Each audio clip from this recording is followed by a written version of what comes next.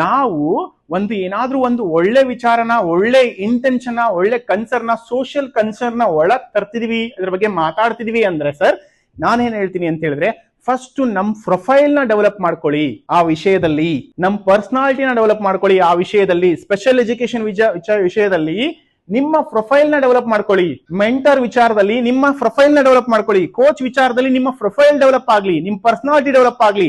ಪುನೀತ್ ರಾಜ್ಕುಮಾರ್ ಹೇಳೋದಕ್ಕೂ ನನ್ನ ಪಕ್ಕದಲ್ಲಿರೋ teacher ಹೇಳೋದಕ್ಕೂ difference ಬಹಳ ಐತೆ ಸರ್. ನನ್ನ ಪಕ್ಕದಲ್ಲಿರೋದು ಸೇಮ್ ಪುನೀತ್ ರಾಜ್ಕುಮಾರ್ ಹೇಳಿರ್ತಾರೆ, ನೀನೇನೋ B.Ed ಇಂದಾದ ನಂದಾದ ಕೂತ್ಕೋ. ಇದು ನಮ್ಮ ಮೆಂಟಾಲಿಟಿ. ನಮ್ ಜೊತೆಗಿರೋರು ನಮ್ಮನ್ನ ಯಾಕೆ ಮಾತು ಕೇಳಲ್ಲ ಅಂತ ಹೇಳಿದ್ರೆ, ನಮ್ಮ ಪ್ರೊಫೈಲ್ ಮೇಲೆ, ನಮ್ಮ ಇಮೇಜ್ ಮೇಲೆ, ನಮ್ಮ ಪರ್ಸನಾಲಿಟಿ ಮೇಲೆ ನಮ್ಮ ಮಾತು ಕೇಳ್ತಾರೆ ಸರ್.